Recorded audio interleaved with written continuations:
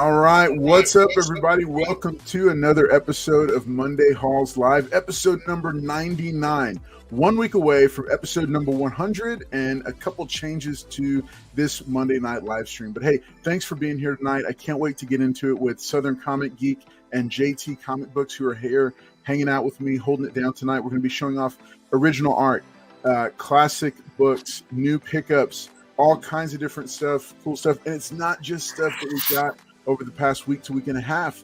It's also stuff that we've had for a while that maybe has never been featured before. So hey, stay tuned. We're so thankful that you're here hanging out with us, and I can't wait to hang out with you more tonight as we get things started. See you in a minute.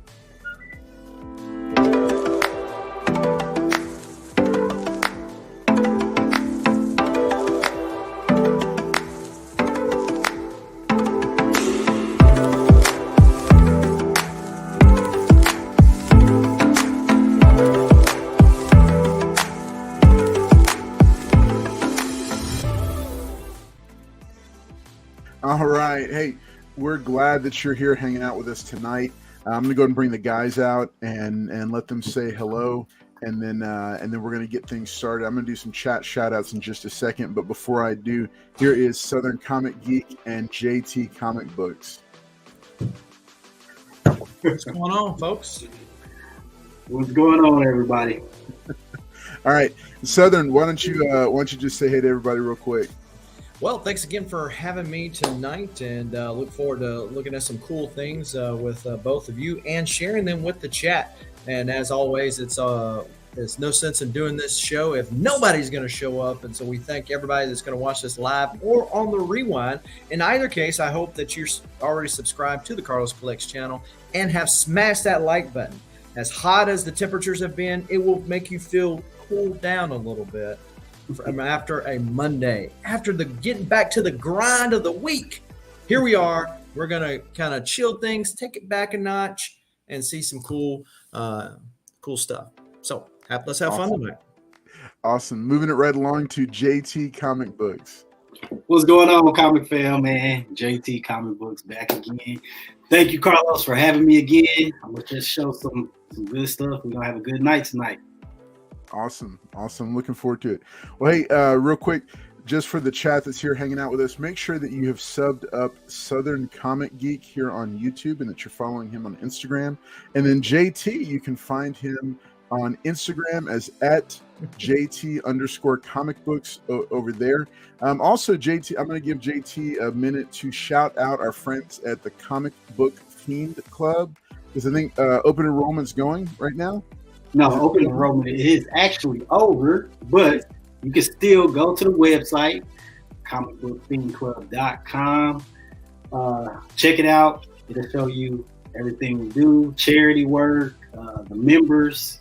Make sure that if you are interested, to reach out to members as well. And all that information is in the website, comicbookfiendclub.com. Very cool. And hey, one of the greatest things about this community is the sections of community that are mixed around, and this is just a really cool place for collectors to get connected to one another. And so y'all make sure and check it out, comicbookfiendclub.com. So all right, let's do some chat shout outs real quick here. I am wearing my Clark Kent glasses tonight because my eyes were tired after a long day. But thank y'all. Hey, like Southern Comic Geek said, thank y'all to each and every one of you for hanging out here with us tonight, whether you are watching live or whether you're checking us out on the rewind. Either way, it's much appreciated. Make sure and hit that like button. If you're not subscribed, consider subscribing for all the different comic-related content that I've got going on here. But let's see who we got here in the chat. What's up? There he is, Las Cruces 1971. Hello from New Mexico. Well, hello back to you, sir, from Texas. We are glad that you're hanging out with us tonight. Here's Southern Comic Geek hanging out in the chat, saying hey to everybody. There he is, the man, the myth, the legend, L Green Machine, Larry Green. What's up, sir? It is good to see you. Glad that you're hanging out with us, popping in and saying hello to us in the chat. What's up, Wolverado? Good to see you. He says, evening C3 crew. I like that. All right, here's Southern Comic Geek reminding us to smash that like button. It'll make you feel warm and fuzzy inside. Results may vary. All right. Let's see. David Spider-Man. No, of course. I'm kidding. Yes, of course you're going to feel warm and fuzzy. David Spider-Man Dodson says, hello. Good to see you. Glad that you're here. Hey, El Green Machine. I'm here listening and making ramen noodles for dinner.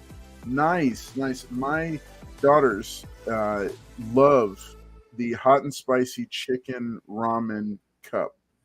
I think I got all the terminology correct, but they love that stuff. Let's see. Jagular says, hello everybody. Good to see you back, Jagular. We're glad that you're here. I know you were a recent winner for one of the giveaway show giveaways that we did. And hey, there is the other Dotson. What's up, Jonathan? Good to see you. Glad that you're here hanging out with us. And Amazing Spider Flint, the man. Good evening, everyone. Hit that like button. Hey, we're gonna have to have him on again soon to share some of his massive collection that he's got. So most of you probably know, but just saying this in case we've got anybody new, this is not the only live stream that we do every week. We also have the giveaway show, which happens on Wednesday nights at 10 p.m. Central. Also, that's where me and another panel group of guys and gals will get together and go over the comic news of the day. And we do giveaways, all kinds of different giveaways. There's a whole short box right here to my right, your left, that is full of giveaway books. And that's right, they are all there to go out to you, the community, for everybody. And all you have to do is tune in. You don't even have to subscribe. Every week, the subscription number goes up by a couple, and then there's always like a couple of them that unsubscribe. Why you do that? You don't have to do that. Just enjoy, hang out with us, whoever you are. We love seeing you there and hanging out with us and enjoying the community and the fun time that we have there on Wednesdays. And then some Fridays I drop new videos. It's been a grueling summer, so I haven't gotten as many posted as I'd wanted to, but trying to get back into that as we start up the new school year. So I have one that's been in the works for a little while. My top 10 favorite Incredible Hulk books to consider adding to your collection. I'm looking forward to getting that ready for you and being able to debut that very, very soon. Last thing I want to make sure I mention to you as we get started is the Monday night lineup. That's right. Carl's Collects Comics is part of the Monday night lineup here on YouTube. There is a collection of comic book based channels that all have live streams on Wednesdays, and Izzyverse got us together and said, hey, let's all cross promote and let's just kind of, because we all are basically one right after the other, so let's help each other out. So here is the Monday night lineup that we've got. It starts at 6, and these are all Eastern times, not Central. 6:30 p.m. Eastern, Izzyverse NYC. Make sure and check him out. He was talking about Blue Beetle, had a really cool Blue Beetle lot that he was giving away tonight. So I hope you're subscribed to him. He goes live first on Mondays, then it's followed by S. Vaughn 82 with all kinds of cool interviews and special guests dropping in for his show. Followed by Geek Out with Roscoe and TM Nerdy. Remember, there's two of them. They switch off nights with their Between the Lines interview show. Really cool concept. They get together with a guest artist. They draw, they sketch, and they have a good time with it. So make sure it's this on this graphic is Geek Out with Roscoe, but it's also TM Nerdy. They're both here on Instagram. They're over here on YouTube and Instagram. 22_comics on Instagram, here on YouTube. He's there as well. Then Cupo Comics at 10 p.m. Eastern. And then yours truly, Cross Collects, the Monday Halls live show at 11 p.m. So make sure and check all of them out. You can see them here in the chat, TM Nerdy. And make sure also, like I said, sub up Southern Comic Geek and JT Comic Books, as both of them are hanging out with us as well. Woo! Man, that was a mouthful. Wait, what you tuned in for is this part of the community where we share some books that maybe we've picked up over the past week and a half, but also we're transitioning to books that we're recommending. There's a couple books I'm going to spotlight at the end of the episode that might be worth picking up for you Spider-Man fans. They're coming out this Wednesday night, but we're going to be talking about it more on the giveaway show. And then we've got a special treat because Southern Comic Geek is actually a very very, very advanced original art collector. So he's got some pieces he's going to show off to us tonight as well. So I'm going to kick it off with, I'm going to showcase some books that I recently got back from my presser, comic book _ pressing over on, he's on Instagram, and he's my out of town presser. But my number one guy, my guy here in town, is Pressed Niche Worldwide. But these, I still had some credits with Eric, so I got them done. So just back, it's fun to have them back with me. They've been back for a little while, but I was going to show them off because there's a couple of signature series stuff going on that I may or may not still send them in for. So I had shared it as what I called a stackable book. I've called it that before. A book that I would always pick up, and even to the point where I had spares to give away for a giveaway show back in the spring. It is Booster Gold #1. Here's my 2 copies. One is direct, one is newsstand. And so these just back fresh from the presser. Also, another stackable book that I'm telling you, this character is so underrated, it's not even funny. Firestorm, Nuclear Man. Got a couple copies of #1. These are both about 7.0 copies. But I'm looking to get. I have a C4C slab copy signed by Al Milgram, but I like to keep these pressed and ready in case I want to get signatures from any of those guys. Let's see. Then here's another stackable book that this character is they're going to do really cool things with this character eventually. But this is Star Slayer #2, the first full appearance of the Rocketeer. And like I've said before, this is a stackable book as well. So I have not 2, but 3 copies of it just back from being pressed, and holding on to those as well because I would love to get the creator to sign that. And then I think I might have missed the submission deadline for this one. But this is one of my favorite series growing up. This is how I was first exposed to the X-Men. This is from 1986. The classic X-Men run. I'll be showcasing this at some point because I am building it. This is issue #1. These fantastic Art Adams covers. This was all original art this was all original artwork that he did for the covers of like the first 20 odd issues of this. And to me, this is one of the most iconic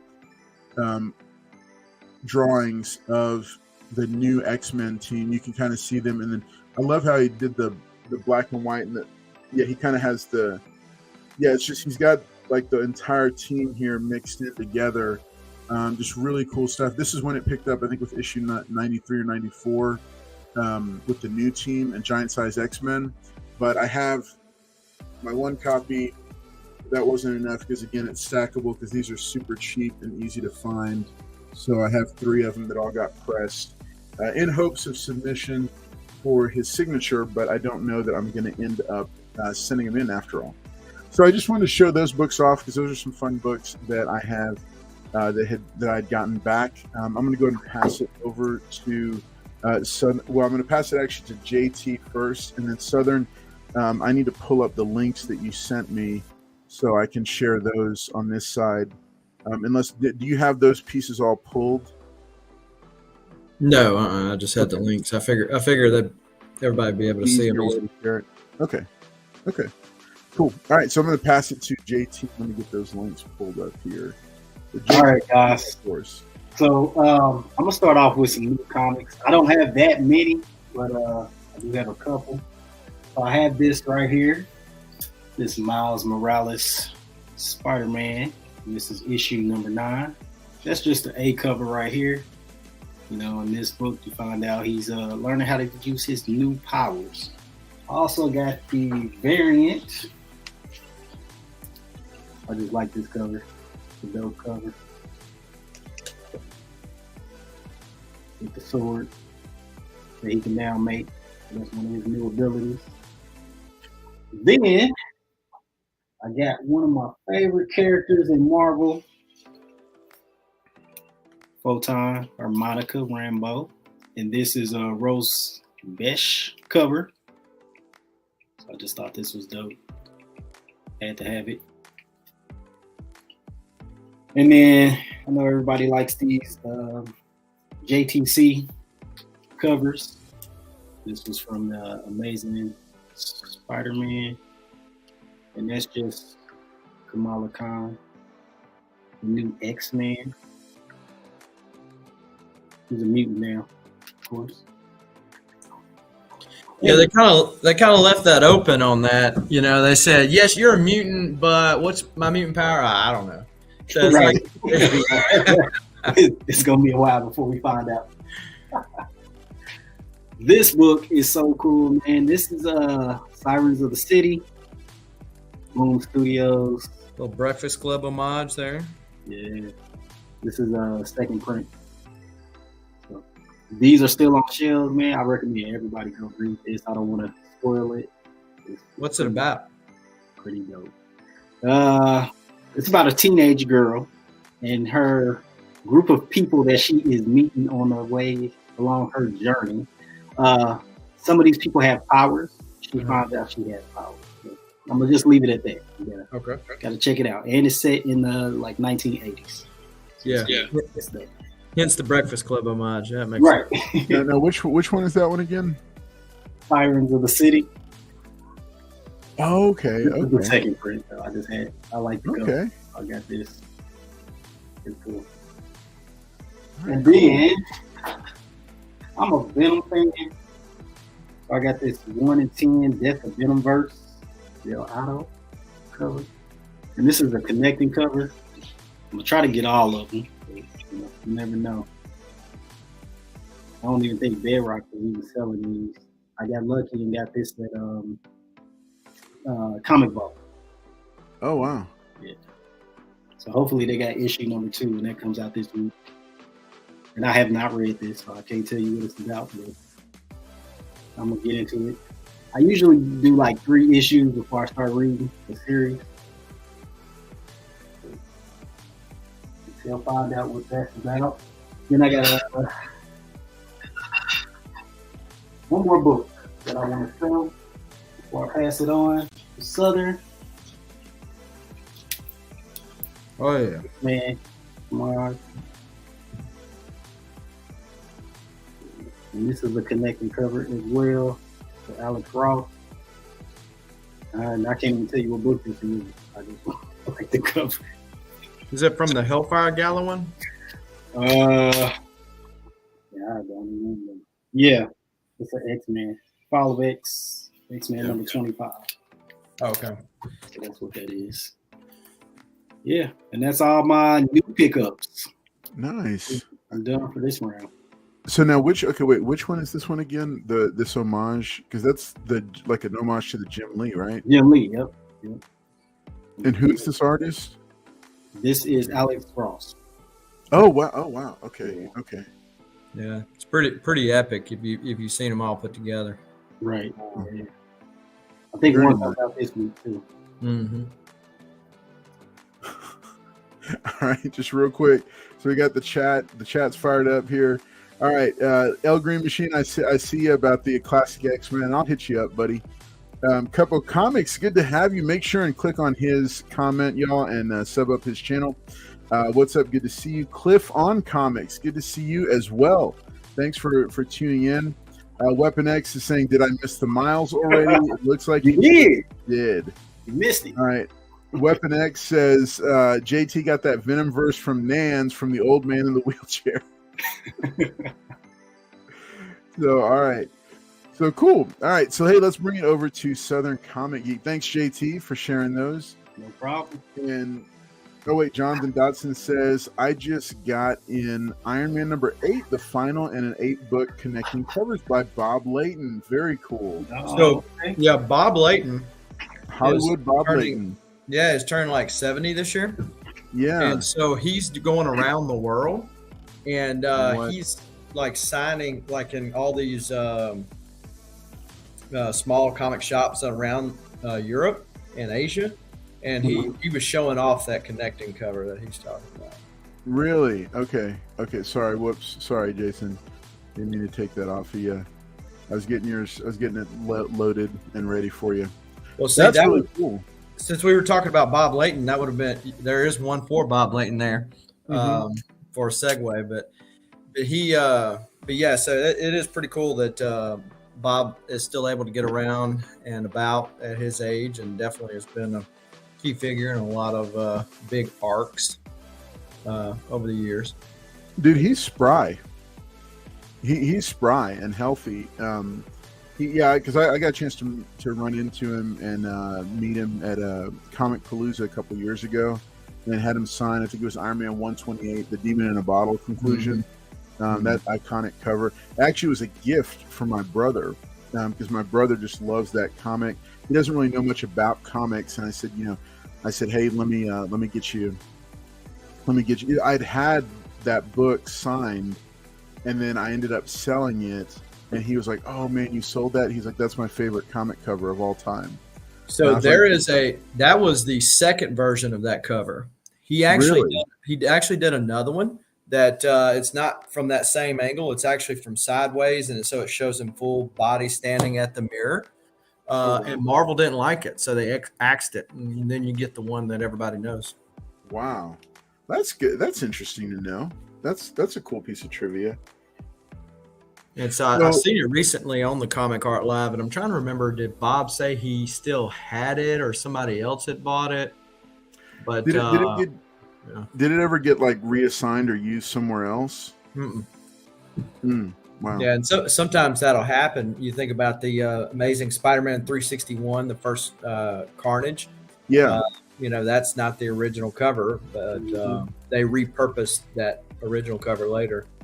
Wow. Well, cool. Well, so Southern Comic Geek has some cool pieces of art here. Southern, which one did you want to start off with? It's your show, boss. Whatever way you want to go. All right. Well, let's tell you what. Let's go ahead and start with the first link you sent me. This is Batman versus Superman. I'll let you tell the details as I bring it up. Okay.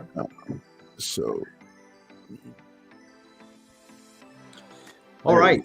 So this is Neil Adams. Obviously, Neil Adams, everybody that knows comics knows who Neil Adams is. So instrumental in so many things, especially DC, but had some really great issues of in Marvel. Very instrumental in getting people, creators, their comic rights. Worked with greats like Bill Sienkiewicz, Dennis Cowan. Just instrumental, larger than life figure. And so of course he passed away. What was it, last year? Yeah, it was over a little over a year ago, I think. So his kids will do his stuff. I think they sell like every week on Instagram. Well, they actually sold this one on Comic Art Live, and it was cheaper on the live show, like significantly. I don't know if they mispriced it by accident, but than what it was on his website. This was a piece that he did at a convention, and it was, but it is very reminiscent of the Batman versus Superman. And there's a World's Finest cover where they drew him with kryptonite gloves. And this is very, looks a lot like that.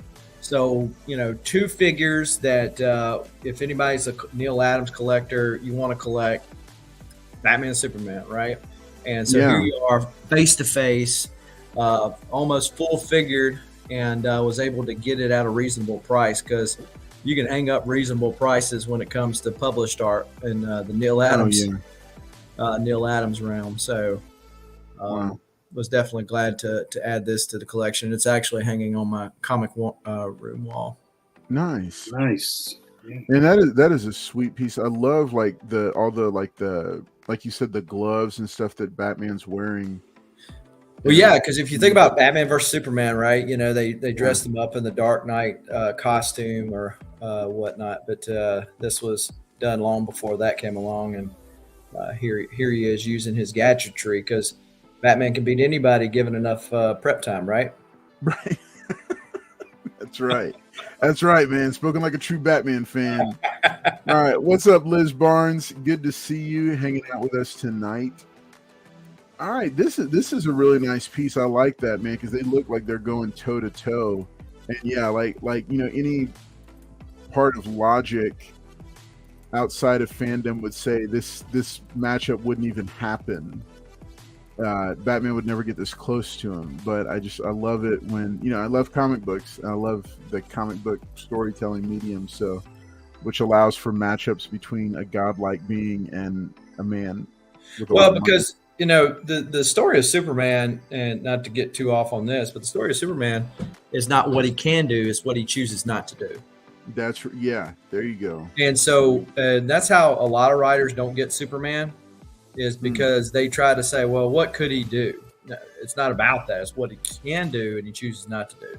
And if Batman's going in like he did in the movie, it's all about, hey, I got to go in before he finally changes his mind about this whole thing. So, World's Finest 302 was the cover.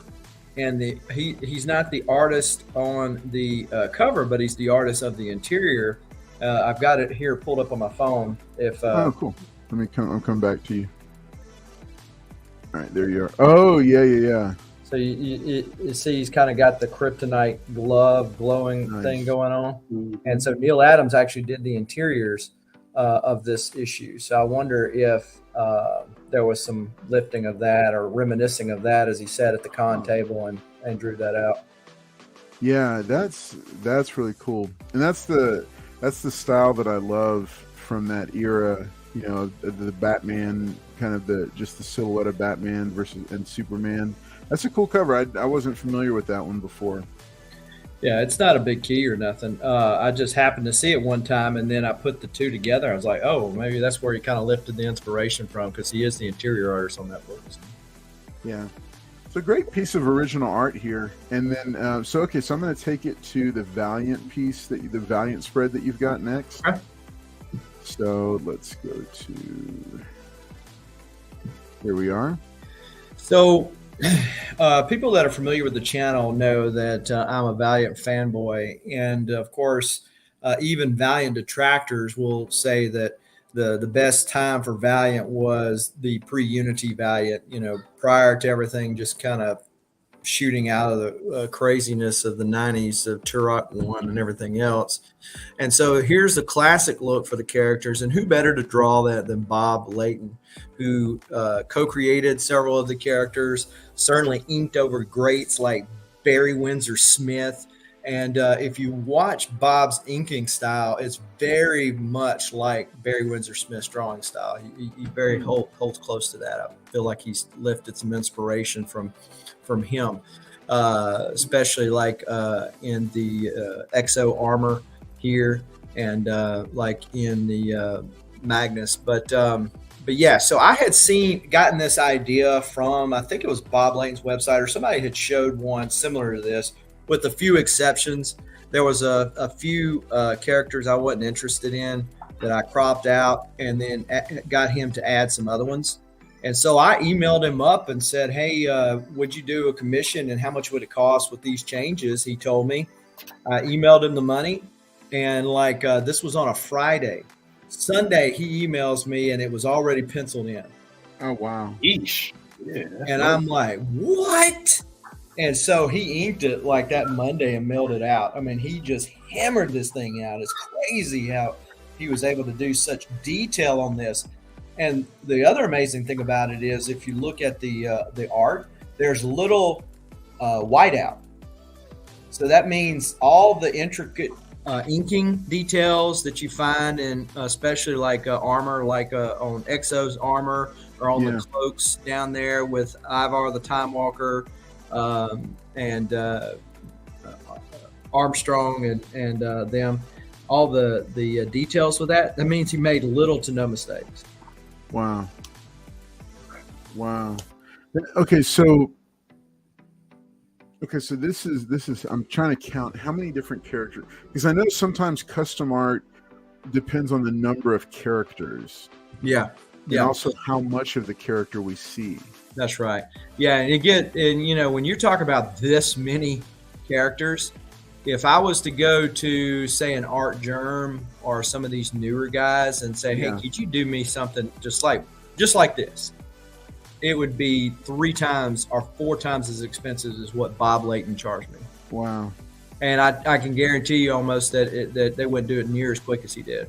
No. I mean, there's no way, because you said you emailed it on. It was a Thursday. It was on a Friday afternoon. Friday. And, yeah, Sunday I had it was already penciled out. Wow. Wow. Not just Man. rough pencils. I mean, he does tight pencils, and so basically he just inked over, the pencils with no changes. Wow. So as far as you know, this is a 1-of-1 piece right here, right? Yeah, the other piece that looks like this one, there's some changes of characters there. Okay. It's kind of the idea comes from a class reunion picture where they hold the thing says class of '96 or whatever. Gotcha. Okay. And so if you look at if you look at the center person, I'm saying the characters' names like you might actually know them. But if you look at Archer, in the center there, you see how his hands are like holding up. That's him kind of meditating, which would be a thing he would do, but it's also because he's in the pose to hold that picture. Oh, okay. Gotcha. Yeah. So in the original, in the one I got the idea from, it was different characters there. Wow. Yeah. Wow, this is so cool. This is a really nice piece right here.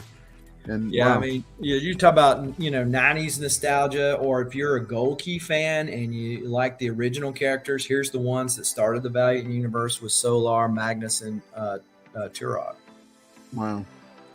Wow, that is a really, really nice piece. Hey, let's hit one more, and then I'm going to start the next round, and we'll save the latter 3 for. So the next one up that I've got here pulled up is the Transformers piece, and I'm switching over to that now. So this you can like see all the. So this is So tell us about this one. So Paul, of course, is not here to fill us in on GoBots. I mean Transformers. Right. So this is Marvel released a 3-issue miniseries that was an adaptation of the Transformers movie. There are several variances in those issues. The major one for everybody that was traumatized by Optimus's death and blamed it on Hot Rod, it was changed in the adaptation. So Hot Rod was not the reason why. Megatron never grabbed Hot Rod and used him as a shield as he shot Optimus as he did in the movie. So same way here is, if you remember the scene where Cup and Hot Rod are standing before being tossed into the pit with the Sharkticons. Right. So they're tossed into the pit. They drive around in the water. So hey, I'm stirring up some 80s nostalgia for some folks. And they're driving around in the water, and then after they get out, here comes Grimlock and the rest of the Dinobots. Well, in the comic, Grimlock is actually tossed into, as you can see in that first and second panel there, he's actually tossed into the pit with them in the first place. So it varies from what the movie was, but. Love the Sharkticons, love the Transformers movie despite Optimus being killed. And so, this is just a big scene from the last part of the movie. Wow. This is so cool. And so, so who let me see. Let me pull it up. So you got Cup, you got Hot Rod. You can actually click on that picture, and if you want to bring it up a little bit bigger, it should size it up. Oh, nice. Okay. Yeah. So you got them being tossed in, and they, of course, it's not in water as it was in the movie. So a little variation there, but then they are facing off against all the Sharkticons. Before, of course, in the movie, Grimlock would tell them to go attack the Quintessons, right? Right. This is fantastic. So, this is Perlin. Yep, Don Perlin. Yeah. Who, my goodness, Moon Knight. co-creator. If you want to fast forward and tie it back into the last piece, was co-creator Bloodshot. So Don Perlin's one of the older Marvel guys that left Marvel at the time that Jim Shooter did and went and helped run Valiant. But so Don Perlin done this and several other inkers. There's, of course, Grimlock transforming into his dinosaur mode, which is where I like him there. And I actually saw this on Comic Art Fans for sale, and come to find out it was a collector there in Birmingham, Alabama. So it wasn't where I was able to meet him. Otherwise, I just drove over there and picked it up. But he dropped it in the mail to me. Very cool. This is such a nice piece right here. Yeah, you got a lot of Sharkticons on there. Yeah. It was great. Lots of action. Really cool. I've toyed with framing this one and putting it on my wall. What I've kind of thought about maybe getting is a animation cell from. Oh yeah. Like with this, like similar to this scene again. There's some variations here, but if I could get the Sharkticons coming after Hot Rod or Cup, one of the two or both, I thought it would go really well in a frame together. Wow, man, this is such a cool piece. Yeah, it's one of the older pieces, age wise, in my collection. Wait, what did you say? It's one of the oldest pieces? Yeah, one of the older pieces I have. Yeah. Oh wow. Okay. Well, cool, man. This has been really cool. This has been far exceeded my expectations. I love seeing that. So okay, so I'm gonna go ahead and tear my eyes away from this. This is fantastic. And then let's see. Hey, make sure and hit that like button if you haven't already. Thank you all for being here. Thiago, good to see you as well. Glad that you're here, hanging out with us. David Dotson, of course. GoBots, I still have some of their toys. That is fantastic. So speaking of 80s properties and nostalgia pieces, to start this next round, I'm showing off. So last week, in case you missed it, in episode number 98, I shared the first 21 issues of my G.I. Joe run, which I'm in the process of building. I was telling the guys earlier backstage that I actually made a deal to purchase a few more issues, including the Order of Battle and the last 2 yearbooks that I needed. But I've been collecting the Marvel run of G.I. Joe for the past 2.5 years. I'm trying to get it finished by the end of this calendar year, by the end of 2023. We'll see if I make it or not. I'm not under pressure or anything because it's fun. But that's just a collecting goal that I've had and I've been working on. And I've built up other runs during the same time, but my primary run that I've been working to build over the past 2.5 years has been G.I. Joe, because this is one of the this is my crown jewel 80s book, and one of the fun parts of the nostalgia wing of my collection. So I had showed issue number 21 last week that is autographed by Larry Hama. I had most of the keys signed by Larry Hama this year at a convention earlier in the year, back in March. So got a chance to get him to do those.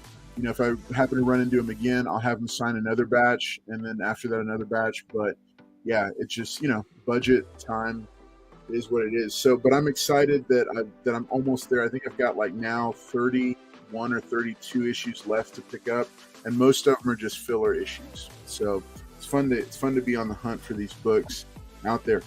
So G.I. Joe number 22. This is a VF Plus to near mint copy. It's a direct edition, and I think I got this one I think I've noted that I got it for about $10. It does need a press, but it's in really good shape. Most of the ones that I get for the PC are in pretty high grade. I have a robotics comic number 1. It's Transformers if they came from Wish. That's fantastic, Jonathan. Yeah, no, man, I didn't hate robotics either. I enjoyed robotics. Visionaries is the one that I need to finish getting all those, and possibly even some of the toys. So here's GI Joe number 25. This is a direct issue. This is a near mint minus or so. I think I got it for about 15, and this one is now signed by Larry Hama. And then the significance of this is the first appearance of Zartan, one of the more popular G.I. Joe villain characters from Cobra. So this is his first appearance, signed by Larry Hama. Number 26 and 27 go together. These are the Snake Eyes origin issues. This tells about his time serving overseas, and then also his rematch with Storm Shadow. Of course, his first fight with Storm Shadow was 21. So 26, this is the dossier cover that a lot of people know. It's his.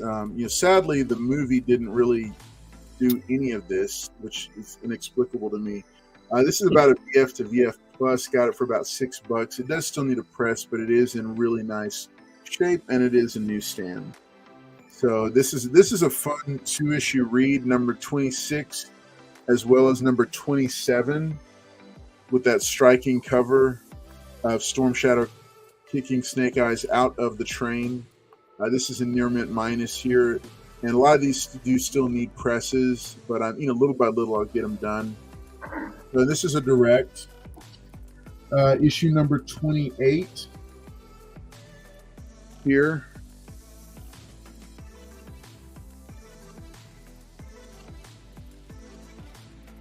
And then issue number 29. This is a near mint minus. This is interesting because this is one of the painted covers. G.I. Joe had a few of these mixed in, not very many, but just a couple of painted covers. And so I've always enjoyed this one. So there's that. That was 29. Then here's 30. This is only about a 6.0, but I think I got it for $1, so I wasn't going to complain too heavily about it. Here is number 31. Yeah, this is a fine plus to very fine minus. Another one that I got for like $2. It's definitely more than that. Because a lot of the thing with G.I. Joe was that these every couple of issues was a new first appearance. So they had tons and tons. Like, I don't even remember all of the ones that are first appearances for different characters.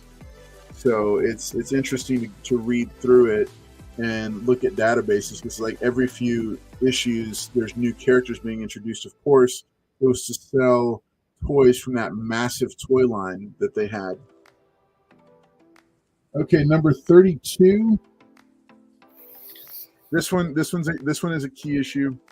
Hey, what's up, Geek Out with Roscoe? Good to see you. Glad that you stopped by to say hey. Glad that you're here, that you were able to hang in with us for a few minutes. So number 32 is the first appearance of Lady J. And so I have this. I went ahead and had this one signed by Hama as well. And of course, Lady J was one of my childhood like crushes. Because she was just such a cool character, and her and Flint were like such a perfect like couple, like military couple. I'm just reminding that this is the first appearance of Spirit, the Native American G.I. Joe character who had the eagle. And then, see, that's what I said. And then the very next issue, 32, is the first appearance of Blowtorch, Lady J, Ripcord, and Recondo. Recondo was the one with that cool kind of side hat. All right, then I've got another copy here. That one's signed, and that one was a direct, but I also have a lower grade newsstand copy, because I was holding on to this if they should do anything with the Lady J series that they were talking about, and I was hoping for, but we'll see. That's 32. So then I'm missing 33 and 34, and that jumps us to 35. Which is more of the Dreadnoks and their introductory story arc. Mm-hmm. course, these are Zartan's henchmen. Really cool characters when you think about it. Just anarchists and mercenaries up for the highest bidder. Here's another one of those painted covers that I mentioned earlier. Very few again in the run, but just always neat when they did pop up. This was issue number 36 right here, and I love the blue and yellow thing that they've got going on with the logo on this one. So just another nice one. Now, so 37. This is one that I'm holding on to several copies of. Again, because of the first appearances that it has in it. This is my personal copy here of issue number 37. This is a direct. So I went ahead and had Larry Hama sign it. And on this one, you can actually see two of the 4 characters that this is the first appearance of. You see Flint diving into action against one of the Cobra twins, either Tomax or Zaymont. But this was the first. 37 is the first appearance of Flint, Footloose, Tomax, and Zaymont, the Cobra twins that you see down there. So this is all their first appearances, and I just think they're all really cool characters. Flint, Tomax, Zaymont are shoo-ins to be utilized in an adaptation. We haven't gotten to see the twins pop up yet, but I always loved their shtick of one of them got hit and the other one fell down, and it's just a lot of fun to watch them in the cartoon. So there's a pun there because you said they were shoe-ins, but you should have mentioned Footloose. Right. Shoe-ins. But I missed it. And then I was wondering if Footloose's real identity was Kevin Bacon. I don't know. That would have been good if it was. That would have been good. But people nowadays could take a master class from Larry Hama on how to introduce characters and get people, a ton of characters and actually get people to enjoy them. Yeah, he was. I mean, he was really strong at, and I think a lot of it was him basing these off of because he was a veteran himself, right. And him basing these off of characters that he knew, and even in a couple of instances, he one thing I just read yesterday was that he had based the newer character Tunnel Rat off of him, off of aspects of his career and his MOS in the military service, and some bits and pieces of Tunnel Rat off of himself. And so that was, I guess, a sore spot maybe because of the way the character was treated in the movie. And that's the thing is the cartoon. It couldn't have the maturity of the comic books, but right. Yet it was, it was all just part of the comic book helped perpetuate the comic right. book and help perpetuate the action figure line. So it was all necessary, but there was right. that people didn't like. So just a really interesting history in this in the story of these characters. But I think if it's done right though, it's like the Turtles. You think about it. Turtles were really dialed back from their gritty right. origins, right? And they took off and they fed each other. Yeah. And my daughters, who are 9 and 8, they love the original Series 1 G.I. Joe cartoons. We're watching our way through that right now. And I've already told them, as I was telling my wife, it's neat to see the cartoons that I watched when I was their age, 30-something years later, they're, kids this age still enjoy it and really like it. So you're watching it, I'm assuming you're watching it with them. Do you feel like they hold up? Do you still get the same feels as you did when you watched it back in the day? Or is it kind of this is campy? I mean, of course it's campy. There's definitely an element of camp, but for me, I mean, the nostalgia. So, the nostalgia fills in the blanks. Mm-hmm. The customary everybody laughed together at the end of the episode at something funny and cute. It's obnoxious, but it's just it still hits me here because I remember loving that. And then the one thing I wish is that the DVD set that we bought, the PSAs are all separate. They don't put them at the end of the episode like when you were watching it, because I was that right there. And a recommendation for fellow G.I. Joe fans is the Saturday morning adventures that are being published by, I think it's IDW. Yeah. It's a 4-issue miniseries. It's like it picks up in the same timeline as the cartoon, same tone, same art style, same everything. And that was so much fun to read because it was like a genie coming out of a bottle. It was so like it was so campy, but it captured the flavor of the original cartoon perfectly. So, but it was in comic book form. So that was a fun one. I'll show this. I'm wrapping up this one, and then I'm gonna bring it back over to you, JT. This is my newsstand copy of 37, and then this is my second print copy of number 37. And for those wondering, yes, I have a slabbed copy as well of 37 in a CGC 9.6 that I keep with some of the other. I have a few other books in high grade that are slabbed. So let's see, 38. This is one of the really beautiful Zek covers. This is a Near Mint Plus. I just love some of these covers that he did throughout the run on these. And let's see, 37. No. Okay, yeah. Okay. Yeah, so 37 here. Then number 39. Very cool combat cover. Yeah, I like that. Yeah, like you see Stalker, and I think this is Footloose. No. Yeah, I think this might be Footloose with him.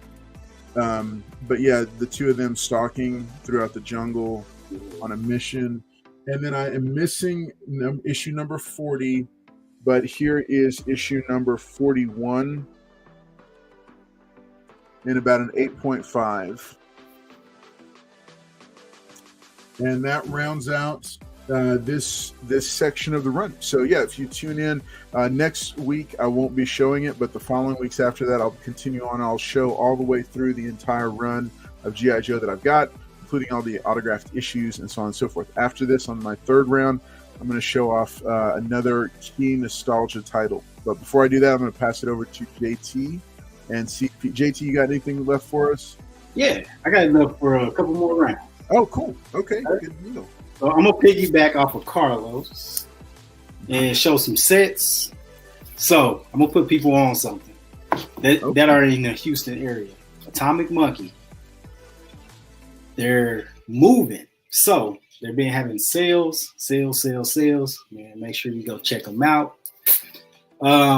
This right here, Mighty Avengers. So I only had a few of these books, probably about half of this series. And I was able to find these in a dollar bin at Atomic Monkey. What? Yes. I already had issue number 1, but never had issue number 2. Anything with Monica and Blue Marvel, I love. I already had one of these, but they had another one in the dollar bin, so I got it. So is number 2? Was that like a second or third printing? Number 2. That's the first print. Okay, it had that different color down at the bottom, and I know Marvel was doing those Marvel Now like a different color at one time. Yeah, that's the first. And that's where Blue Marvel joins the Avengers, right? That one right there. Yeah. Yeah. Yep. Already showed that one. Issue 3, Ronin. I mean, issue 4. I'm sorry. Issue 5. Leading up Spider-Man. I've never seen this cover, so I was happy to get this one. Oh wow, what is that? That's interesting. Blue Marvel, Luke Cage, and Falcon. So that's awesome. 3 black characters on one book. You don't get that much. White Tiger. That color.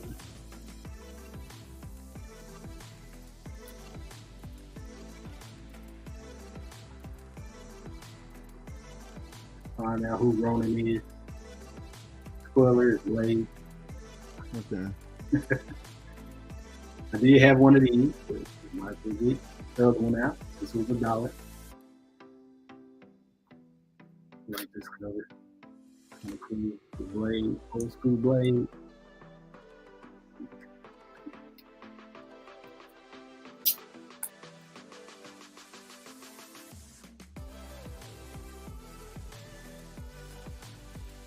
Last 2 issues.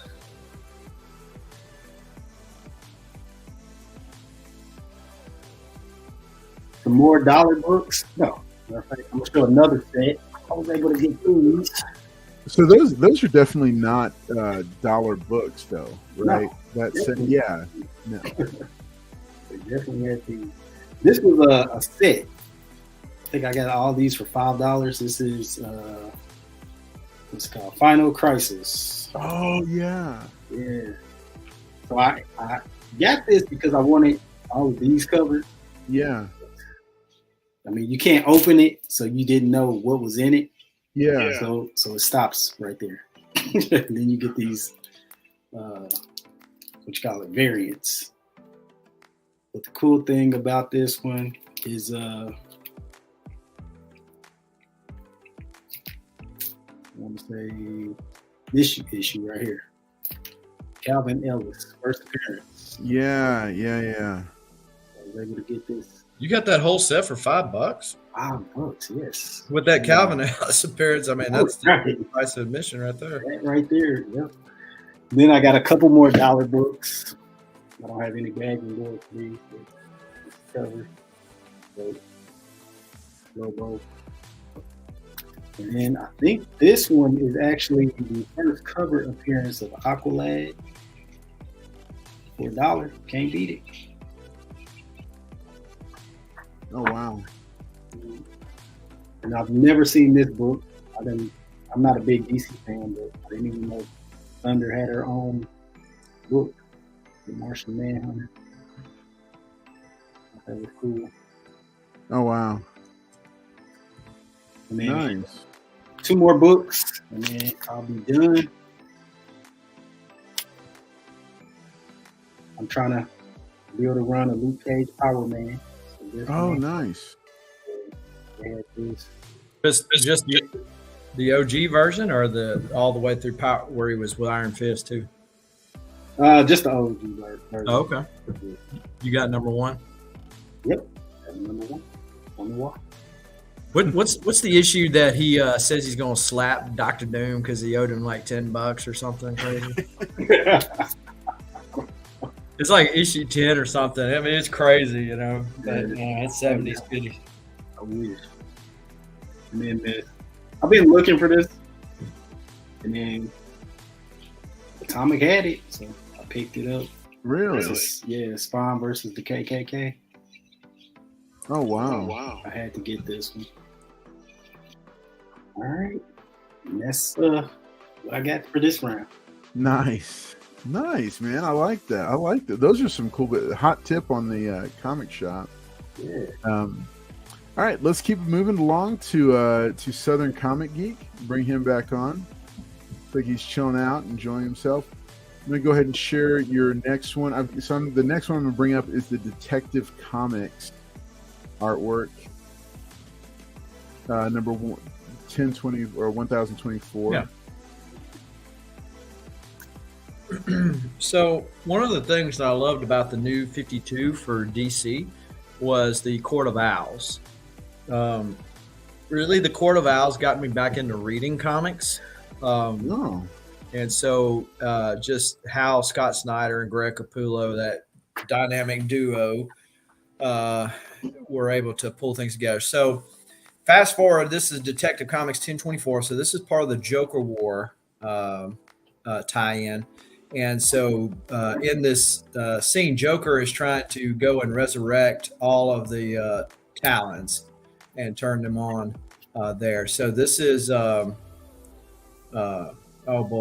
what's his name? It's supposed to be supposedly Bruce Wayne's brother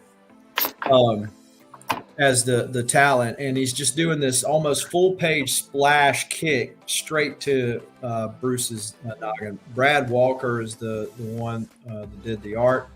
And I bought this from his website. He had a real big sale going on. And just in that, I like the horror vibe of the Talons. So that you not only got a big giant splash where he's kicking Batman, but then also the horror vibe down there at the bottom with the where he showing yeah. Looks like they're fighting in the snow Um, or rain no, or something. that's just some of the probably whiteout that they're using for effect. But they're in the catacombs where Joker is turning them on Bruce, so that he wants to make the Talons come back to life and serve him. This is during the Joker War, so he's Good. this is right when Bruce loses all his money and that type of storyline where what's his name becomes the Black Batman, and then of course later on goes to New York to kind of sprout his own wings. Jace Fox, thank you. Yeah, Lucius Fox's son. So this is during that storyline right there. Wow, and that's really sharp, and that's such a dynamic shot. So, do you feel like you got a really good deal on this one? Yeah, because it was he's done a lot of stuff, but he's not like a big he's not Jim Lee or nothing like that. I mean, because Right. from one of these big names, that kind of a page right there would cost me like the first couple of kids, but Yeah, yeah, so I was able to not only get it on sale, but then also it was from him, so it was very affordable. wow, that's such a cool. That's a really cool piece. Okay, so next one up. Speaking of nostalgia, and Saturday morning cartoon goodness. Let me go ahead and share this one over. Here we go. The Toidles. Oh yeah. So, of course, Carlos mentioned earlier the G.I. Joe series that IDW launched. IDW helps ruin a whole bunch of things, which now they're not going to be able to ruin much more. But I tell you, this is something that they got right. This is the based on the Saturday morning cartoon show. And this cover has it all. I mean, you got, even if you want to go as far as to say a Hulk 340 homage with Shredder off of Leo's sword there, but you got the Turtle Van, you got the Technodrome, you got the Blimp, you got April O'Neil. I mean, you got everything right there. Yeah, this is the whole thing. So I bought this from the cover artist, and he is I say local to me. He's down around New Orleans, down that way.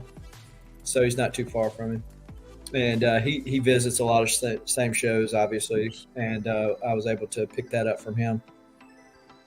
So so this is a cover spread, right? So how does this, like, for it being a smaller miniseries title like this, how does it compare to like a mainstream Turtles cover piece? You talk about price wise? Price wise, yeah. Yeah. So this piece this piece was not too terribly bad because this is what they call blue line inks. But it's not. That's the crazy thing about art. Like in collecting comics, you kind of got price guides to go off of. You kind of know and feel like you're getting a good deal of something. In Right. art, you really don't, because there's just so many more variables to it. And so when somebody draws digitally, sometimes they still ink it physically. And that is considered by some collectors to be part of the process, not a blue line ink in the traditional sense that I drew it and I scanned it over, so it's not the original. In other words, there's not another, because sometimes in that case, there's a penciled version and there's also an inked version. There's two of them out there. In this case, this is part of his process. So it's just, this is the only one he's got. But for that reason, it is less expensive than what it would be if it was a traditionally penciled and inked piece. Okay. Yeah, I remember last time you were on, you explained, or you were telling us about the difference in the blue line and how it was, how it's a different, the media, or the how the kind of this part of the collecting realm has changed a little bit. Yeah, yeah, and I've bought a couple other of his pieces, big giant splat. Actually, there's one in my calf gallery that shows, if you remember the turtle sewer set, Hmm. it shows that front and center on the end page and stuff. So I got a lot of cool examples of his. But when I saw this one had everything, and I was like, ugh. So, I wasn't planning on spending that kind of money at the show, but but I did, Yeah. and bought this, and it's definitely cool. He actually has made a print of it, which you can see the color. If you scroll down, you can see the color print Oh, let's hang of on. it. Let me get to it. Yep. So Oh, there you go. yeah, you can Nice. click on that and it'll pull it up. And this is a color print. He sells the color prints, but this is Okay. actually a cover. I just haven't got the cover scanned in yet for it to be on my calf gallery like the rest of them. Okay. Nice. Sometimes you like the black and white because the color you lose stuff, and sometimes the color actually helps it. Yeah, it accentuates some of it. Man, this is sweet. This is a really. Oh, and I just noticed the little ooze in the corner there. Yeah. The vial of ooze. That's Yeah, pretty sweet. that's his how he does his little signature. He adds Yeah, it later on. that is fun. This is cool, man. This is a really nice piece. I'm glad you chose this one to be one of the ones to show us. Well, and the fun thing, I was talking to him, and I won't divulge all the details and the dirty behind the scenes of IDW's shenanigans, but he's dealt with Jim Lawson, who's one of the original letterers for the Turtles from back in the day, and draws the Turtles that most people, if they're just random Turtle fans or just grew up watching the Turtle, like this right here, that's how Jim Lawson would draw, or not Jim Lawson, but Steve Levine. That's how Steve Levine would draw Turtles, and that's what people a lot of times will know it more than what they know the Kevin Eastman version of the Turtles. Yeah. If they're not big into the backstory of everything. I mean, when I was collecting comics, and of course back in the day, this is the Turtles I knew. But when I got back into collecting comics and got the older versions, I'm like, man, this is way more adult. This is pretty dark. Yeah. Very. But this is where they dropped the turtle tails and had color bandanas and just were fun-loving ninja dudes. Wow. And before they went off the rails by coming out of their shells. For those of you who remember that. So. Wow, this is a great piece right here. This is a really nice one. I like that. All right, so you got one more here that you'd sent over. Okay. I'm gonna go ahead and bring that one up and let you tell us about this one. All right. It should be up right now. Yeah, so John Romita Jr., Klaus Janson here on the first issue of World War Hulk. One of the best Hulk storylines, in my opinion, and certainly one of the better ones of the last 20 years. Greg Pak wrote it. So he got shot out into outer space by the Illuminati, falls in love, she gets killed. He comes back to take a vengeance. And so this is from the first issue, and you have a lot of stuff going on in this shot. You've got Hulkbuster armor, made popular by Age of Ultron movie, right? Yeah. And you got She-Hulk going out there, missiles going out, and if you scroll down to the bottom, you can see all the stuff just like explodes on the Hulk, right? I mean, they and I talked to Klaus Janson and got him actually to sign this for me, and I said, you just inked the fire out of this thing. And right there, if you remember the scene, he's remembering his wife and why he's doing all that, which just made him madder. This is just like Hulk at his best. I mean, he's smart, but he's like devilishly smart, meaning he's going to use it against you. Yeah. I liked Planet Hulk, but then I liked just how it kind of cherry on top with World War Hulk. So I've been wanting to get a page from this. There's a lot of great pages from these issues. I do have the copies of the connecting covers that John Romita Jr. did, signed by both him and Klaus. Oh, wow. And so, I was able to pick when I saw this, got alerted to this. I snapped it up. I've almost picked up a couple of other pages, but those were rather pricey. They're great pages, not to say they're not worth it, but they were rather pricey. But it's the scene for those who might be familiar with the storyline. So, all the people, all the Illuminati are right there in the deal, and they ask Hulk, do they live or do they die? And he's holding his hand out with his thumb to whether to point up or down. And so he points down, and then that's when the Sentry finally overcomes his fear and shoots out. And of course, him and the Sentry battle it out till they knock each other out. Right. Wow. But so that double page spread was available. Klaus had that for sale, but there were several zeros on the end of that one. Yeah.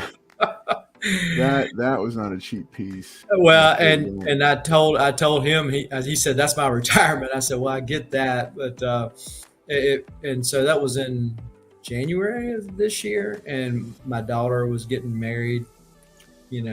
Not too long after that. I'm like, yeah, okay, well, I just got a daughter that's fixed to get married, so I'm gonna have to pass on this one. Right? Yeah. How often do iconic storyline artwork? How often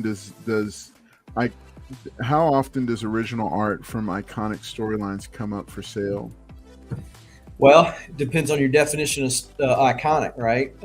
And that's going to be depending on what characters you probably liked when you were a kid or what artist. I mean, like stories like this, most of them got gobbled up before, COVID and even 2014. Prices were still relatively reasonable. Yeah. Most of them got gobbled up by then, and people are sitting on them. Infinity Gauntlet pages, which is a page from a series I'd love to have. Yeah. I mean, even a bad page, it's like people just standing around. I would love to have a page from any one of those issues, but you're talking about a common page being somewhere between $7,000 to $14,000. I mean, wow, that's just tough to rationalize in my head. And yeah, that's a big financial commitment. Mm-hmm. For sure. And I guess, and the thing is this is even more specialized and niche, a collecting niche than just comic books, because you have to find somebody that is passionate about that artwork and able to purchase, like if you ever want to sell it,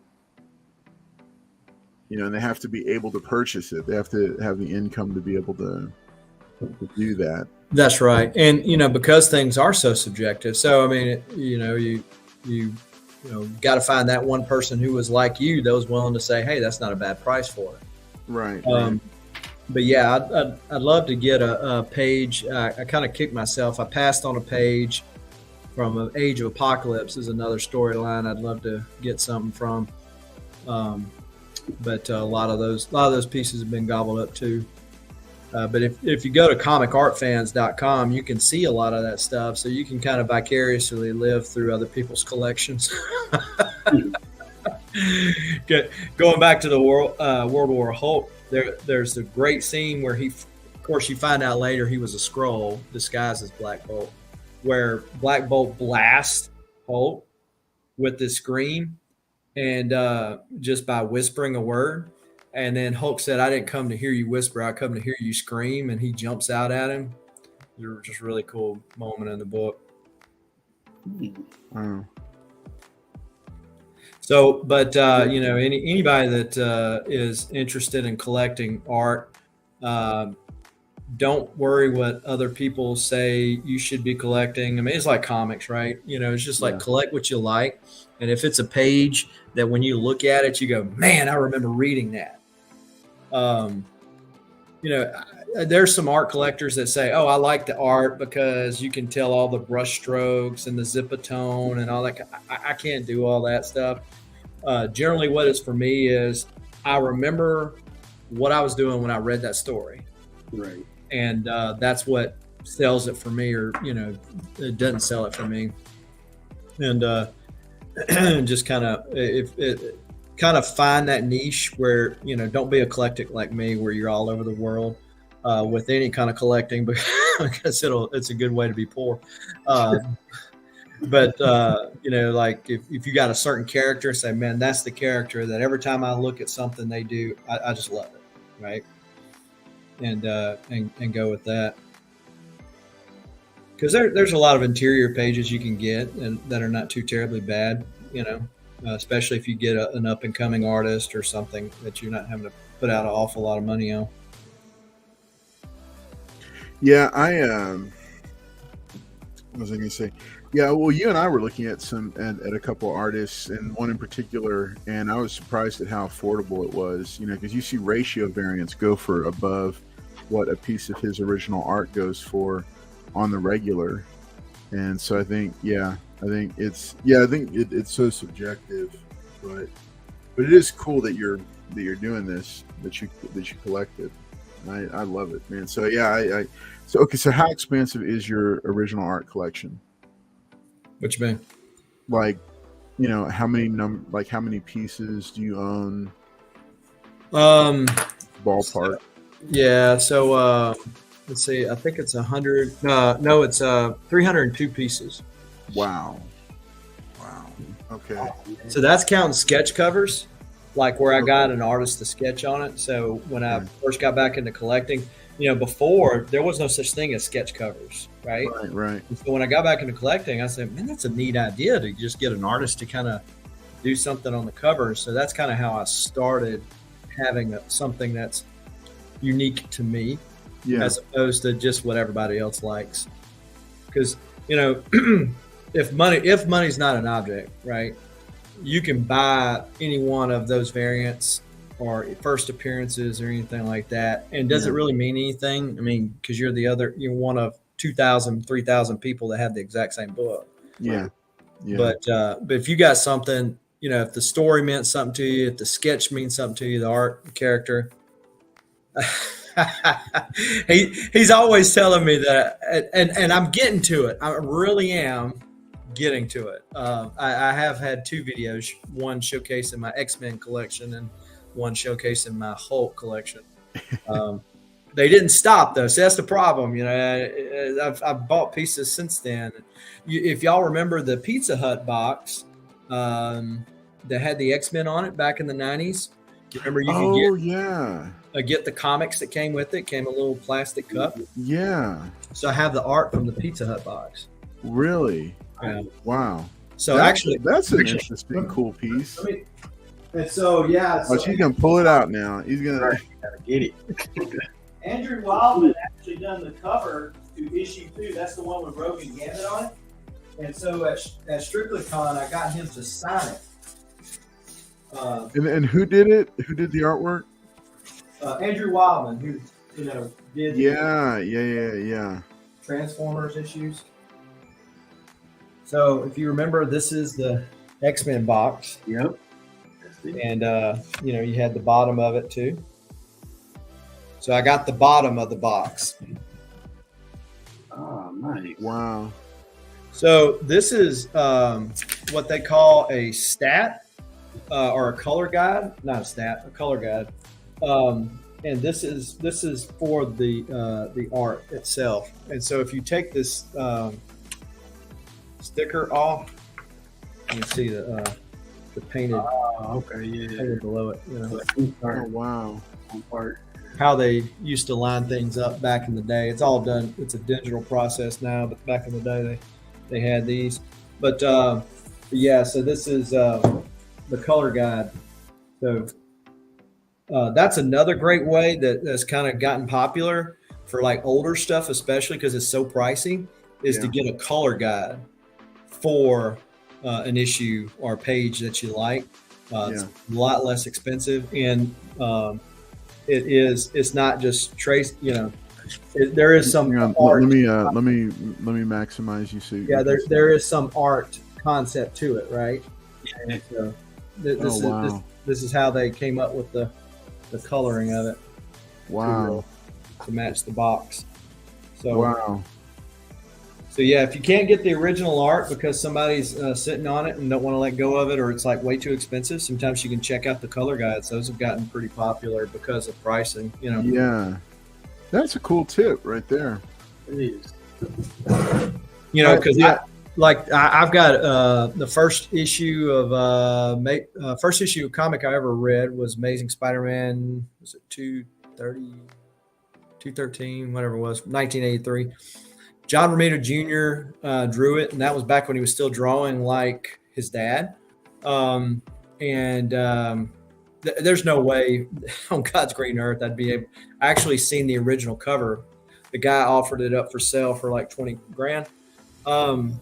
But there's no way that I would get that or any kind of page out of that. But if I can find me a color guide, I'd be, it'd be nice to say, hey, I remember that. That's the first comic I ever read. Wow. So I got to say this. Is there any specific piece of original art that you would call your grail?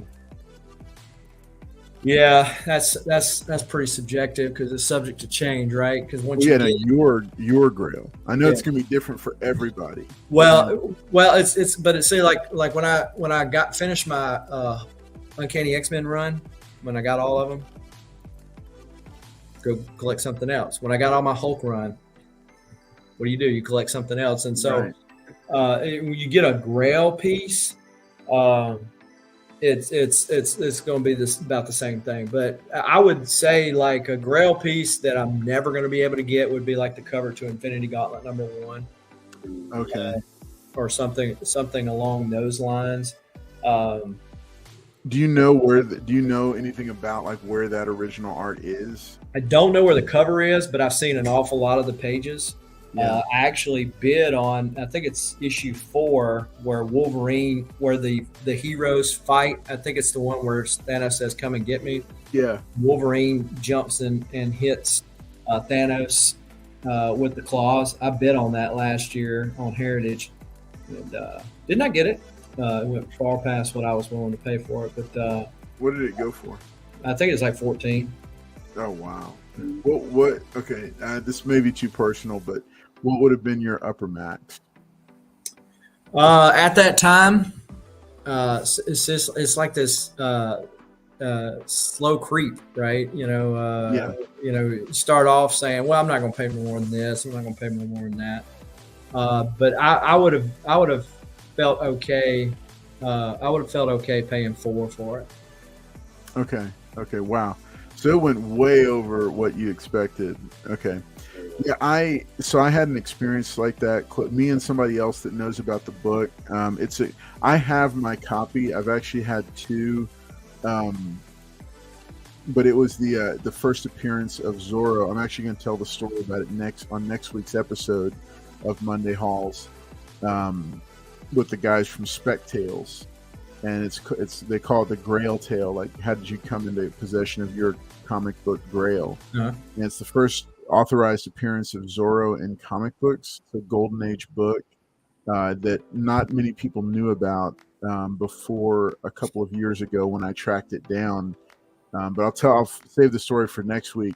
But there are 2 high graded copies. One of them is a pedigree, and it came up on Heritage. Okay. And I had a friend that in the community that knew about it, was tracking it, and we had like an agreement because I didn't have the cash flow for it, but I had, my collection. And I had told him straight up, I will trade heavy for it if you end up picking it up. Like heavy. Like give up some of the biggest pieces that I've got. Okay. And give him a clear higher percentage on it, because it was a Grail and a 1 of 1 because it was a pedigree piece, and it was one of the 2 highest grade copies, a Golden Age book, and I think it was a 9.2. And there's only 2 copies in the world that are graded that high, and this one was the pedigree. And so yeah, but I think when it broke 4,000, we both, he didn't have the available, I didn't have the available, and then when it broke 5,000, it was like, yeah, it's just gonna. And the thing was it came down to, I think, him and 2 other people, and yeah, he got very close to it, very close, because the basically the bidding stopped after he dropped out. I hate when that happens because you feel like, man, if I one more time, I would have got it, Well, but the thing was, it was beyond the. It was beyond the, oh man, if I just gone a little further, it was just like I've already overextended everything I could put into that I could throw at it. Yeah, you got to have your limits, but you're still like, man, I wish I could have just gone that one little step. But had you done that, the other person might have gone up another. That's the thing. We both because we were both tracking at the same time that same night, and watching it and texting about it, and we were of the clear opinion that this person was one of those ones that's on a mission. Okay. Like he's like, I'm gonna get that book, period. And it like he would have just kept going. And and it's like, you don't want to be that person that's just driving a price up on somebody else. It's like, I mean, he was clearly had deeper pockets and was more passionate about getting, or was just better prepared to get that book. And like the thing is, if I had known, I probably would have liquidated quite a few books, but it went above what I thought it would go for.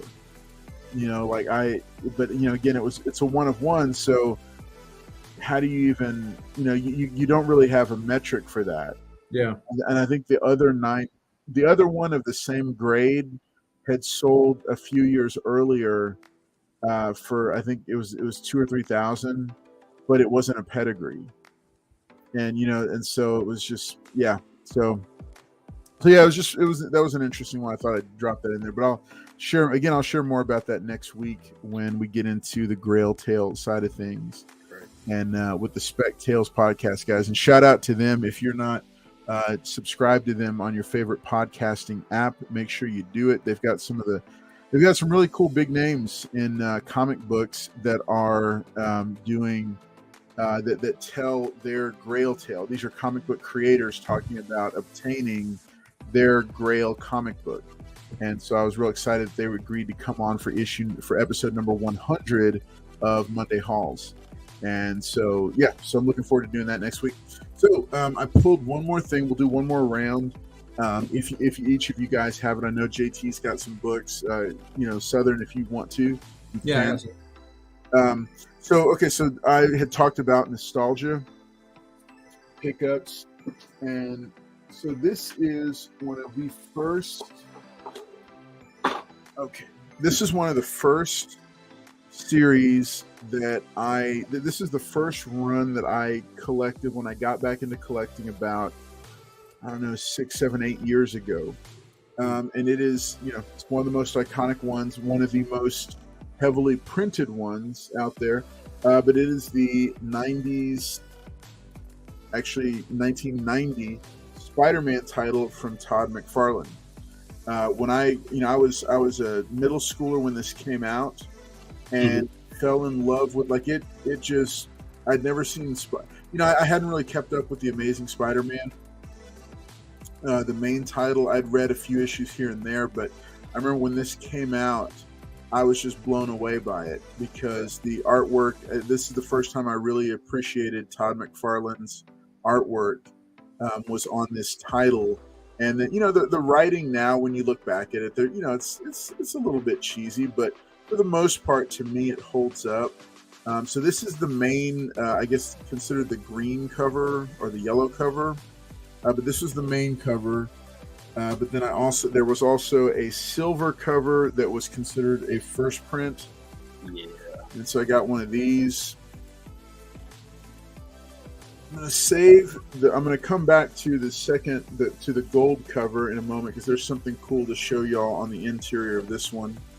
But this was the last book to pick up, and I just picked it up about a year ago. But this is, I'll just tell you, this is a signed copy. This is autographed by Todd McFarlane. Nice. Raw book, and I'll show it off in a second. I'm going to set that aside. But I've also got issue number 2, which was the second in the Torment storyline. This is Spider-Man being attacked by Lizard, who's under the control of Kraven the Hunter's sister. So, issue number 3. Issue number 4. Yeah, just that awesome McFarlane artwork versus the Lizard. And then issue number 5, which is I feel it's a somewhat iconic cover because it is a totally battle damaged Spider-Man climbing out of the rubble. And this is very much a, it really is just a torture piece, a torture porn piece of Spider-Man being put through every kind of attack and fight that he can just to make his way home to Mary Jane. So this was issues number 1 through 5. Then it jumped to a story, a 2-parter, which I thought was really cool. It's Spider-Man versus Hobgoblin, and with a surprise guest star that shows up. So this was Spider-Man number 6. And this was volume 1 because prior to this, there had never been just a Spider-Man title. They created this title just for McFarlane. He was with it for about 13. I think he was with it for a little over the first year, and then he was out and went on to Image Comics. But I just love that he did this in his own title. The second part of that storyline is issue number 7, and you see the surprise guest star is Ghost Rider, one of the other big 90s favorite characters. And so the two of them team up to take on a terrifying version of Hobgoblin. And then it goes into another one of the great team-ups of comic bookdom, the Perceptions storyline, which starts in Spider-Man issue number 8. And then we see his guest star for it is Wolverine. He teams up with Wolverine in the Canadian wilderness to hunt down a serial killer, a gruesome story. And then they have a third person that joins them. And Todd McFarlane, I love that he constructed the story to be able to draw Wolverine in both his well-known tan and brown costume, but then when that gets destroyed, Wolverine reverts to the classic yellow and blue. And I think this popped back up and it became popular again for a while after this run. But then you see Wendigo, who's popped up with him and teams up with the two of them to go hunt down this the child killer who has murdered some children in the Canadian wilderness. And then Perceptions part 4 of 5. You see both of them with Wendigo right there. And then part 5, which was the last one in that particular run. Love this story, even though it was gruesome. It's just a great piece, or great one that they did. Then we have issue number which is, I guess he's homaging his own work. Basically, just him recoloring the cover for the return in part 1 of Subcity. This other iconic cover, issue number 13, basically just reusing. Well, and one thing I guess you'd say, well, it's bad he knocks off himself, but when you've done iconic poses, I guess you can do that. But right, yeah. He hated the black suit Spider-Man. For him to bring it back as his last coup d'etat before he left out to go to Image. I mean, what does that say? I don't know. Yeah. So he did this. This is a great story, I think, involving the Morlocks. And then now I'm missing 14 and 15. But I have 16. This was an interesting issue that they did. It was a crossover with X-Force, which was another big. They did this letterbox sideways issue thing. So the entire comic book is actually drawn like this, even though it's still bound on the regular side. But the entire issue is done letterbox style sideways. So that was a cool little thing. But he did this cover. I think he might have done interiors on this one as well. I don't think he did 14 and 15. That's his last. Yeah, What? that's his last issue. So if you look at what Spider-Man says in the air bubble. By Todd. Oh, I just realized that. Nice. Yeah, right there. By Todd. So, yeah, so that's probably why I don't have 14 and 15 is because they were not McFarlane.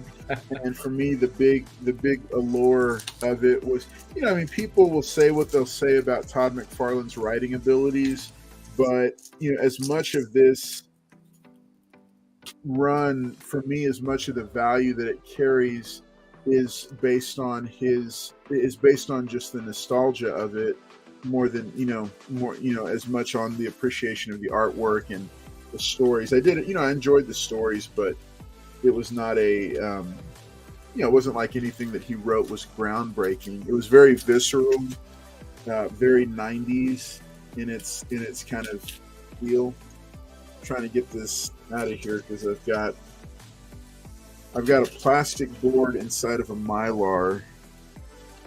It's not wanting to come out, and I don't want to force it out. So 15 is the issue that's got Beast on it, and that's Eric Larson. Yeah. So you skip that next to the last issue, and then 17 is the one with Thanos and the Infinity Gauntlet hand. That's the one that's like out of order. It came ahead of Infinity Gauntlet, and it wasn't supposed to. But. Right. Let's see. Oh, we got okay. So we got some people popping in. Let me read these chat real quick. Okay. Yeah, I see what you got there, Southern, in the private chat. All right. So Weapon X says an indigo red checkered suit is Southern's next Grail piece that he's chasing. Maybe. Green Machine says I'm collecting that storyline chapters 2. Okay. Very cool. Let's see. Jonathan Dotson says Todd's Spider-Man is the only series I got into, and I have 1 through 50. It's a great run. I really, really enjoy it. I chose to only get, like, with the 2 major guys during that era, I chose to only get the first few issues. So it's the same thing with the Jim Lee X-Men run, which I'll probably share in 2 weeks. The Jim Lee X-Men, they created titles for these iconic artists to do their work, and so that's okay. I'm not going to force this thing out of here. I don't know why it's not going to come out. Plastic on plastic. I don't want to damage the book. Okay. Anyway, well, this book is signed on the inside. So, you what? It's old school signed in the inside. Yeah. Well, this one was signed when it first came out, and it was such a steal of a deal in an Instagram claim sale. I couldn't believe my eyes when I saw it for sale for that price. So I just immediately wrote claim, and miraculously, I was first in line to get it because I'll say. A signed copy of number 1 and I'm putting this at about a 9.2 to 9.4, but a signed copy for $40. I wasn't gonna, not for a McFarlane signature. I wasn't gonna pass it up. Right. So, and it's in good shape. And the other crazy thing is the gold one was the one I was still missing. That's what caught my attention. It wasn't even I didn't even realize it was signed at first. I saw it and I said, "Oh, I need the gold one," and then I saw the price for $40. I was like, "Why is it $40?" And then I saw that it was a signature on the interior splash page by McFarlane, and I said, "Okay, yeah, I'm gonna."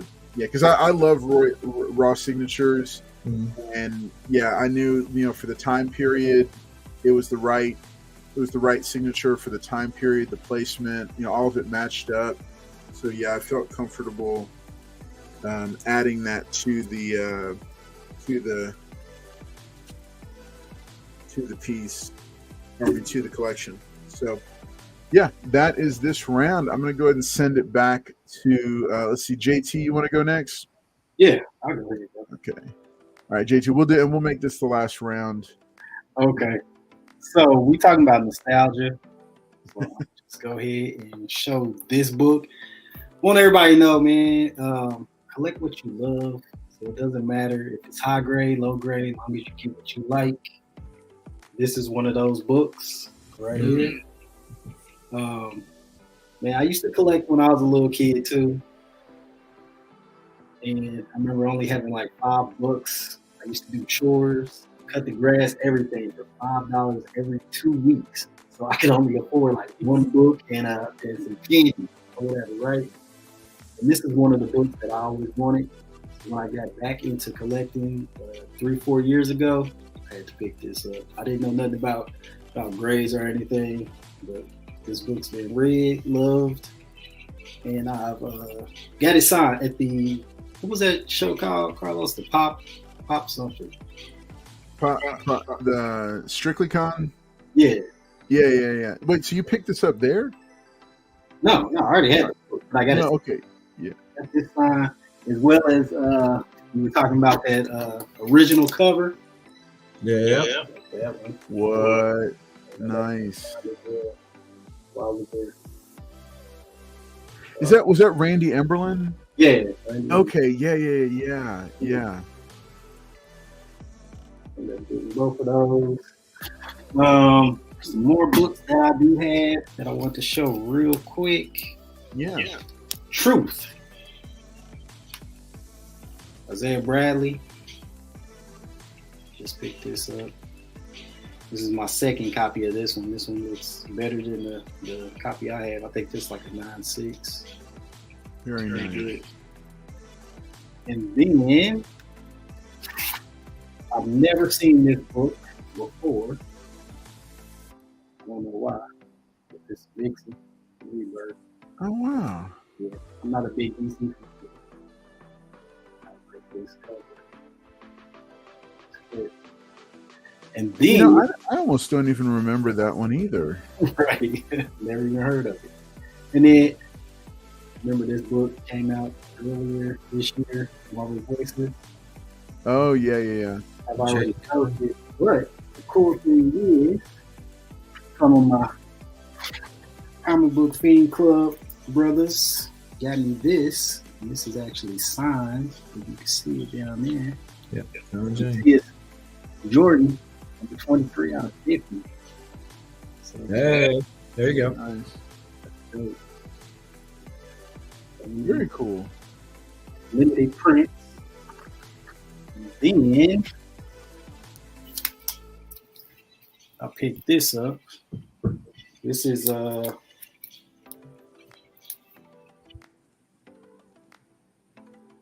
nice. Sorrows. I want to say this is her first cover. Nice. Let's look at this.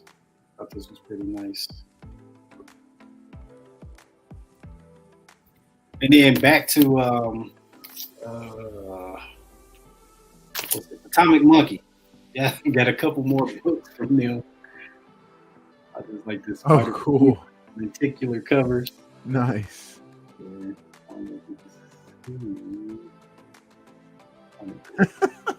That is awesome. Would you get those for like $1 too, or what? Nah, these were like, they came in a pack, so he gave them out to me like for $5. Oh, interesting. Okay. It's 3 books. Oh wow. That one. And then Iron Fist. Nice. Okay. Yeah.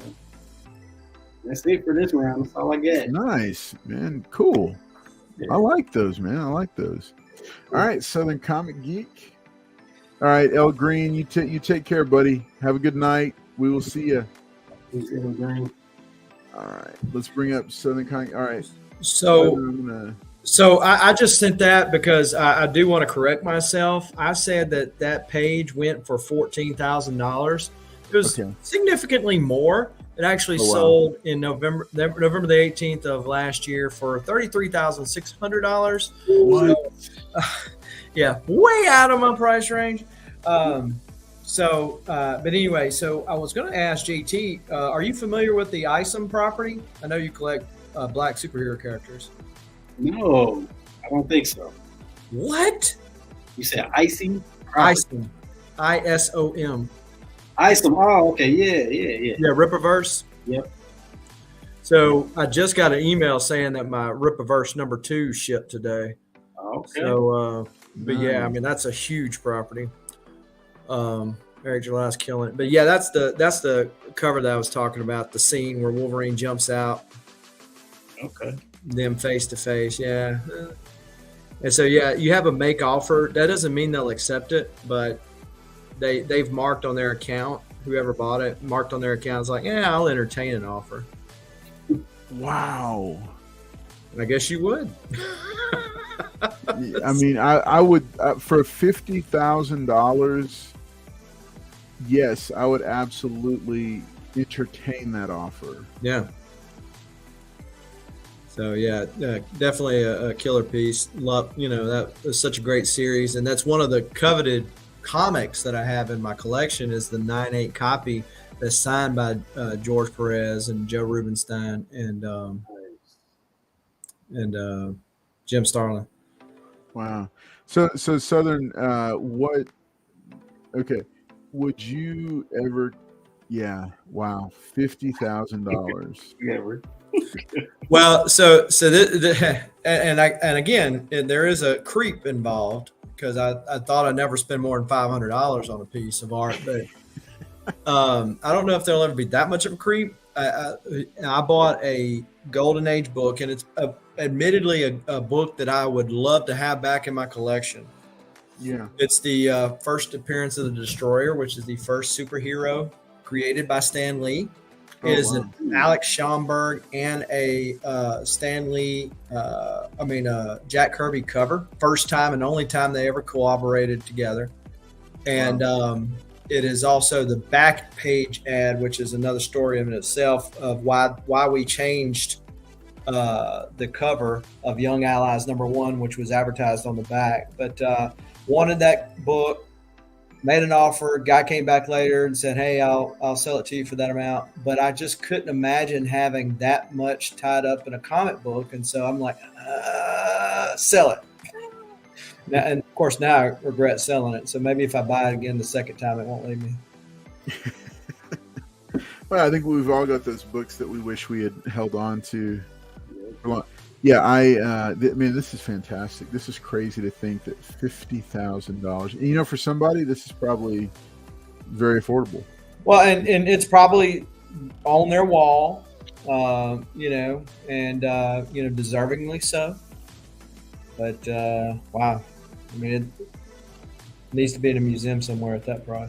Yeah, that is exceptional. Well, cool. So I got a piece that I just got in today, and I figured that I feel like JT can get behind this piece right here. Okay, let's see it. Okay. You know he's going to do something to egg you on, JT. Right. No, he's going to be amening me. So look, if you remember Cable in the 90s, Ian Churchill comes to mind in his rendition of Cable. It was the perfect balance of how big he was without all the pouches that Liefeld had him on. And so this is from Cable issue number 23, Ian Churchill. And this is a gorgeous spread with him having conversation with Storm. Oh, yeah. That's dope. Yeah, so, I mean, look at Storm's hair just flowing right there. And wow. Here's Cable over here talking with her.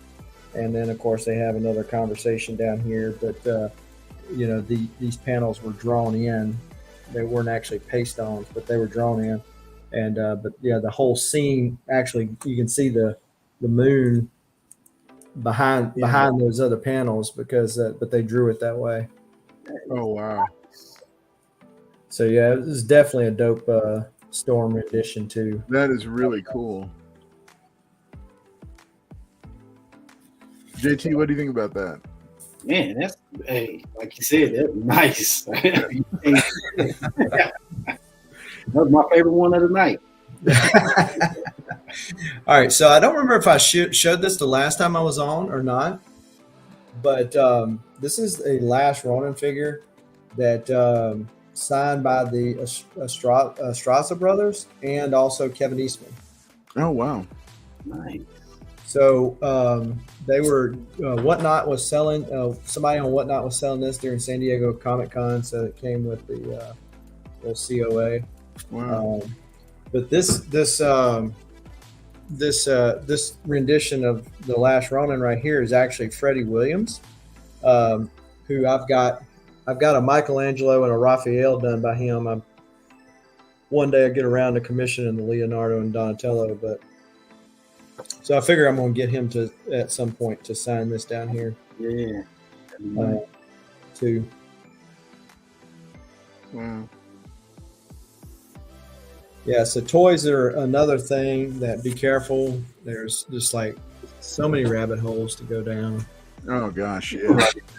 Started. So many rabbit holes. I'm flirting with G.I. Joe action figure collecting. Yeah, I know. Like okay, so like the OG, or are you talking about the new classified stuff, or? I mean, I've picked up a few of the classified, but the thing is with as expensive as those things are, you can actually get some of the original figures. So, like, well, some of the ones that I like. Yeah, I mean, if you're okay with them being out of the box and stuff, yeah. Yeah. No. I mean, I can't get into the whole ones that are carded. Mm-hmm. That's insane how much some of those go for. Like, it's crazy. But yeah, no, I've been eyeing some different action figures, especially now that the girls are into G.I. Joe. And I mean, at the very least, my older girl, her name is also Scarlett, and she was it from the G.I. Joe? No, it was not. But yeah, when she found out that there was a character named Scarlett, she loves it. But then the thing is, she has started to love watching the show just for the show. Mm-hmm. And then, of course, she's excited anytime, Scarlett shows up. But yeah, so getting her a Scarlett action figure is on the list. But I want to get one that is going to look like the Scarlett, like the Super 7 ones that they do that look like the animated shows. Mm-hmm. Those are kind of cool. I have like one of those, but some of those pieces are fairly expensive, and I can get like a Snake Eyes version 2, which is the one with the visor that everybody knows. You can get one of those loose with maybe like only one or two accessories for $40. Okay. The original. Yeah. And then online, I've been tracking different ones. I've had offers from sellers as low as like $88 for one out of the package that has all his accessories, including the little Timber Wolf, mm-hmm. and the file card, because that's a big thing. I've had offers for that for as low as like 80 something, and that's complete, and the figure's in good shape. So it's like got the backpack, the gun, the little sword, the timber, and all of his joints are good and everything like that. So I don't know. I don't know, because it's just so pricey. Yeah. And so I get, you know what? Man, I've got one more piece that I need to show. That, speaking of G.I. Joe, we went to the Houston Toy Museum for the first time, took the girls, they loved it, and flipped out when they saw all the G.I. Joe toys, and there was Barbies and Teenage Mutant Ninja Turtles. Like, if you go check out my reel on Instagram, I've got video clips of it. It's a fantastic place and well worth the price of the afternoon. And Southern, if I can put you on the spot and have you share one more thing, I'll run down and get this last piece. Yeah, sure. G.I. Joe people, it's going to be fun. Yeah, sure. Actually, I'll show another piece. Since I got JT, when we're talking about toys, the problem with little kids and collecting toys is that they want to play with your toys. Uh-huh. And you got to balance, hey, I want, like what Carlos was saying, I want to bring them in. I want to get them into the same thing so you can have that bonding moment. Right. But then it's like, no, those are my toys. Don't touch my toys. You play with your toys. So, because when I got this. Ooh. So this is the GameStop exclusive. Nice. So when I got this, of course, my little one, because in his mind, like Miles is his Spider-Man, right? Because for a younger generation, right? And so he felt like he can play with him. It's too expensive for you to do that kind of stuff. But yeah, this is a really neat figure. I actually, there's several accounts on Instagram that people do this kind of stuff. But I went through and did a lot of poses with him. I took put the sneakers on and did with the hoodie and all this other kind of stuff. It was really fun. That is awesome, man. Oh, that is sweet.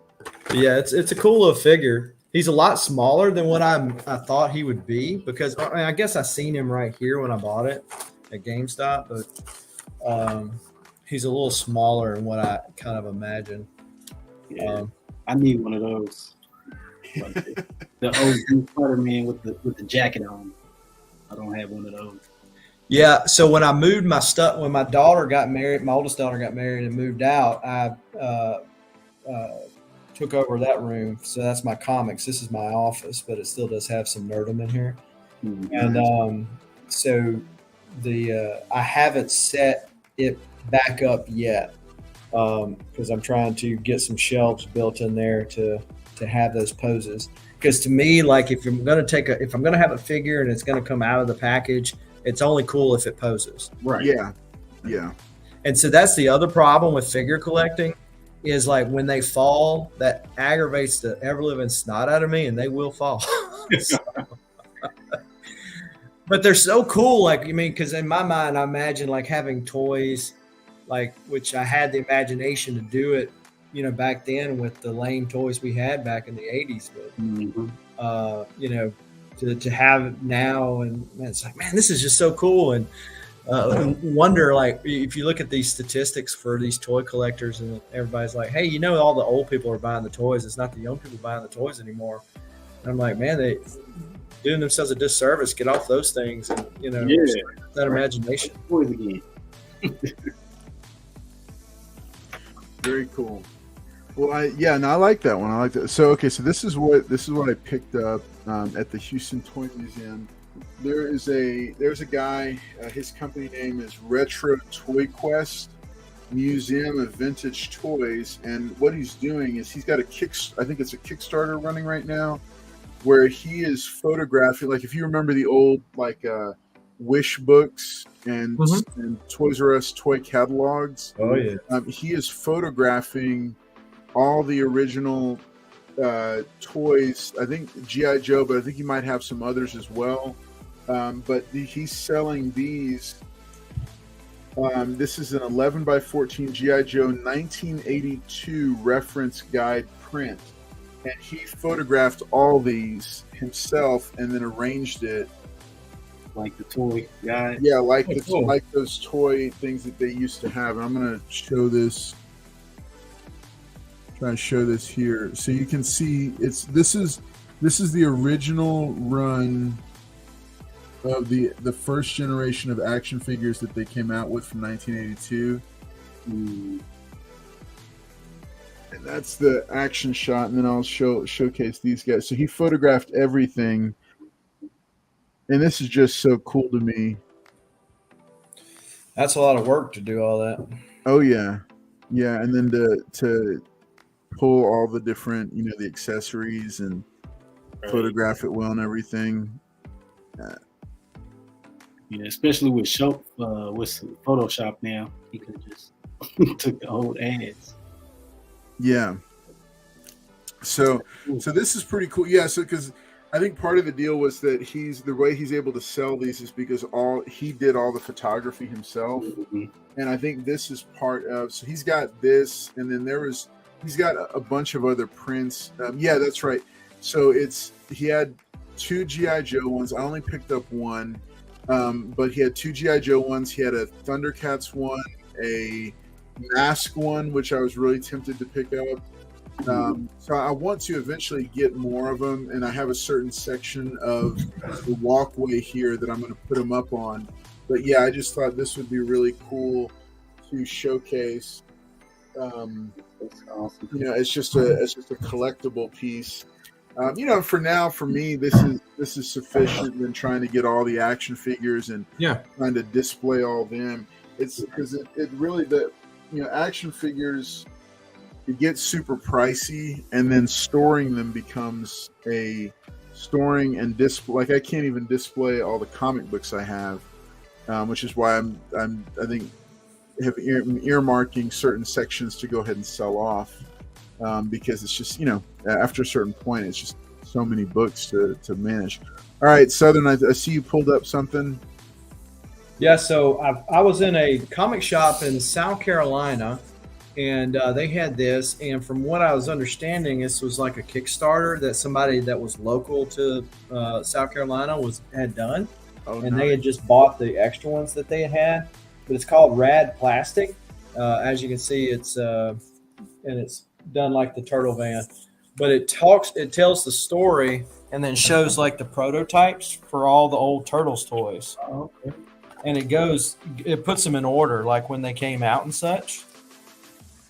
And so, yeah, it's just really neat to go back through there and go, oh, yeah, I remember that one. I remember that one. And then shows some of the art, the original concept art that they used. And so it was pretty cool.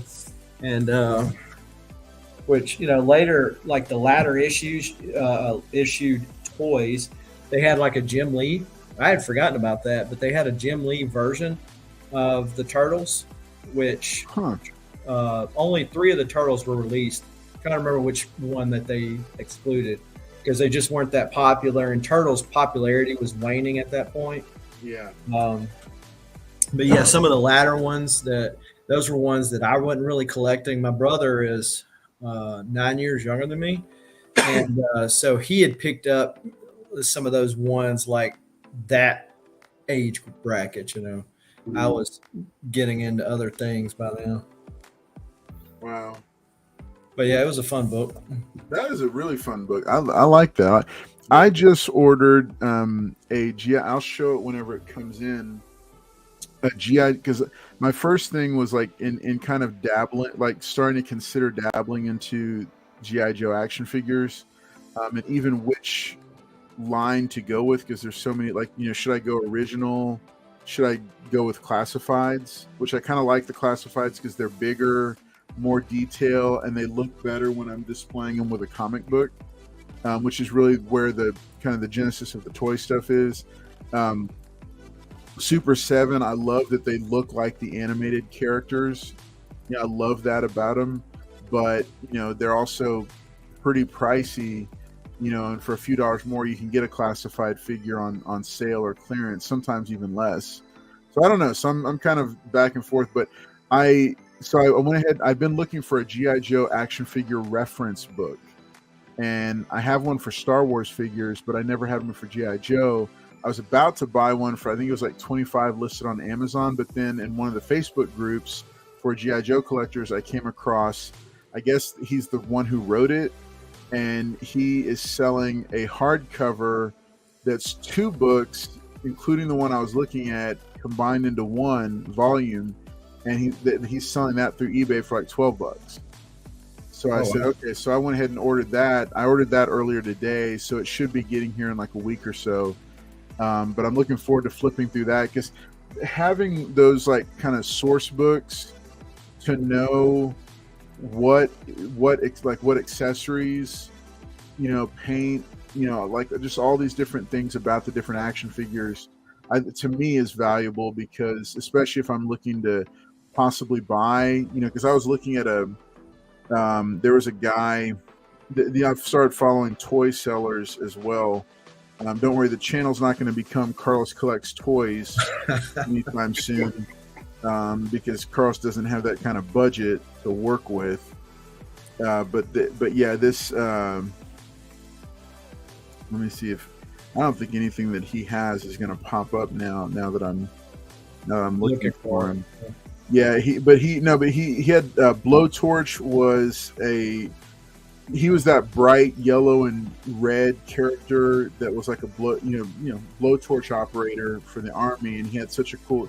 I just remembered him. Well, He had a complete one with the.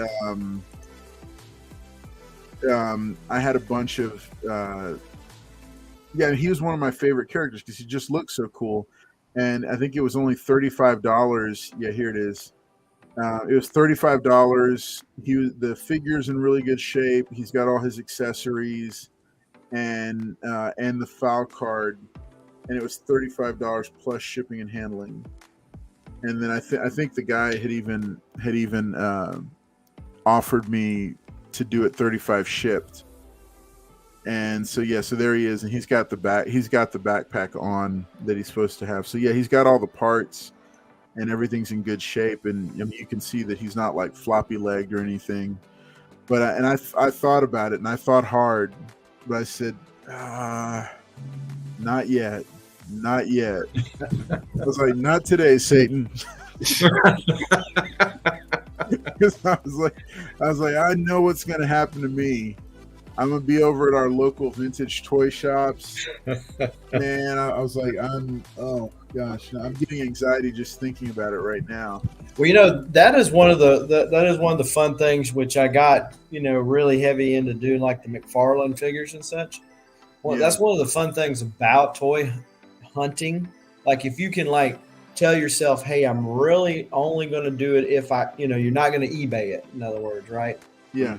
So, and is the hunt, you go to the Game Stops, all the different, whereas like comics back in the day, there was a bunch of newsstands for you to do that at.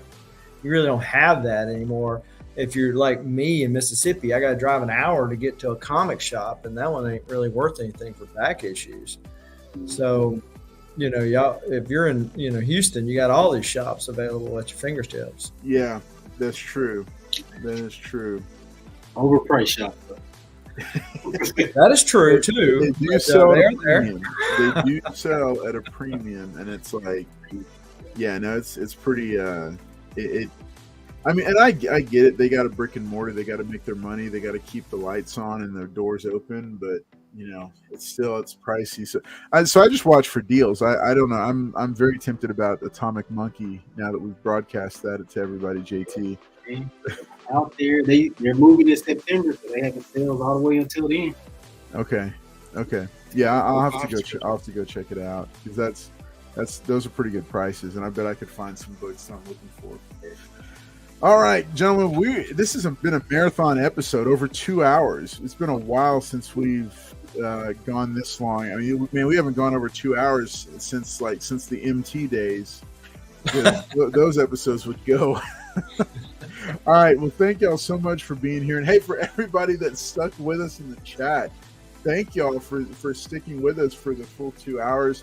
I hope that you had a good time. Make sure and be here on Wednesday night. We're going to be talking about spider sidekicks. And is it, has the Spider-Verse jumped the shark? Is it still good stuff? I mean, like what's up now? There was Spider-Boy, and we're learning more about him in issue number 11 dropping this week.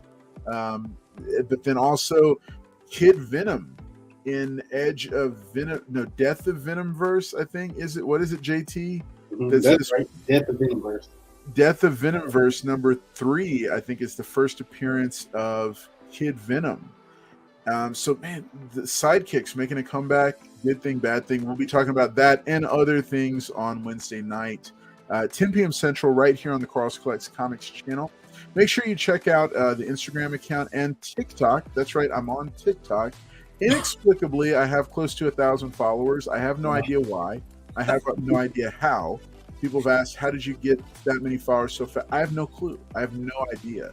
But I think people just like looking at comic books with trendy music playing behind them. I definitely don't do dances on it. That's not going to happen. But yeah, TikTok, Instagram, Facebook is woefully unliked. So make sure you check that out as well. And be tuning in because I think Mr. Collector will be back a week from this Wednesday, and I'll be I'm finalizing stuff for the sponsorship and the new branding and stuff for Wednesday nights and Monday nights as well. So lots of fun stuff coming up here.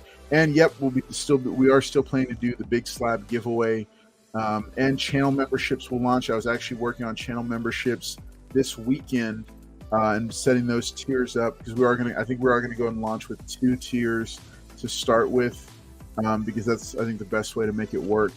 But yeah, more details on that, all that stuff coming up. So stay tuned here on the channel. Hit that like button if you didn't already for tonight's video.